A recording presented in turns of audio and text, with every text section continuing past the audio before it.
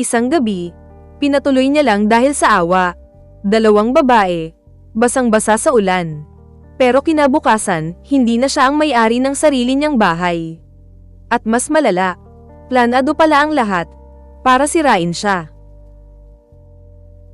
Si Marco, isang successful na businessman, laging nasa balita, at hinahangaan bilang perpektong pamilya.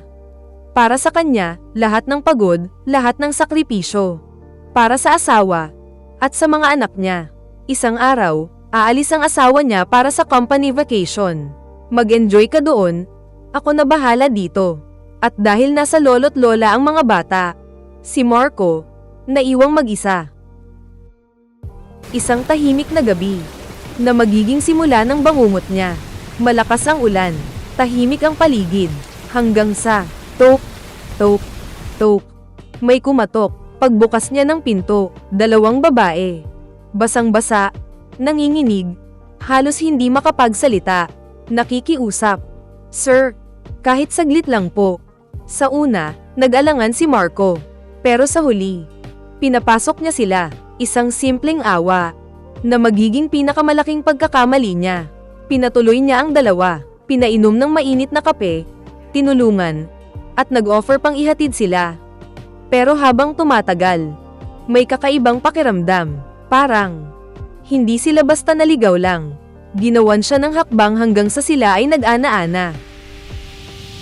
Kinabukasan, nagising siya sa malakas na music, tawanan, kalat, pagbaba niya, parang sila na ang may-ari ng bahay.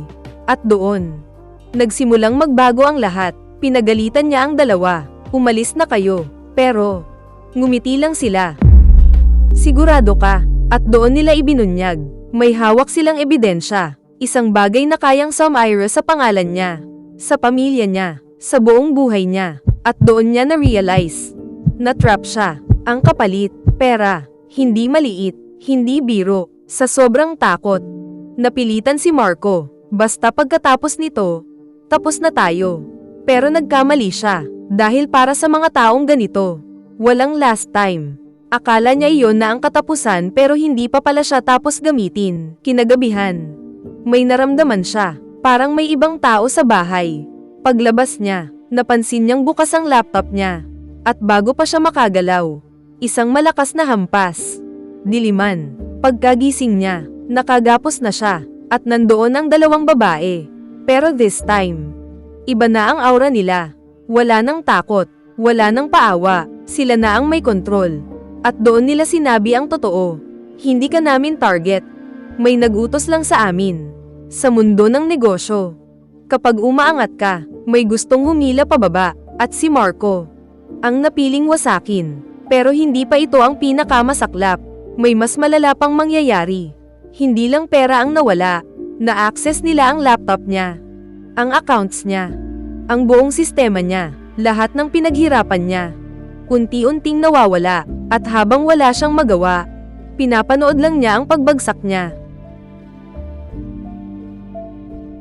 Isang gabi, isang maling desisyon, dalawang estranghero, at isang planadong panlilinlang, ang sumira sa isang perpektong buhay.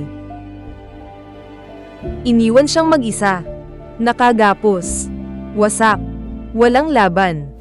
Kung ikaw si Marco, papapasukin mo ba sila, o hahayaan mong maulanan, kapalit ng kaligtasan mo? At sa tingin mo, sino ang totoong utak sa likod nito? Minsan, hindi kasalanan ang tumulong pero pwede ka nitong sirain. At doon niya na-realize dapat hindi niya binuksan ang pinto. At dito nagtatapos ang ating recap. Kung nagustuhan mo ang ating video, huwag maiyang mag-like sa ibaba. Maraming salamat po. Kung gusto mo ng ganitong mga kwento, mga storyang nakakakaba, nakakagulat, at may malalalim na aral, subscribe ka na at pindutin ang notification bell para hindi mo ma-miss ang susunod na kwento. Disclaimer lang po, ang video na ito ay para lamang sa recap, review at commentary, alinsunod sa fair use. Wala kaming pag-aangkin na mga larawan, eksena o tunog mula sa pelikula.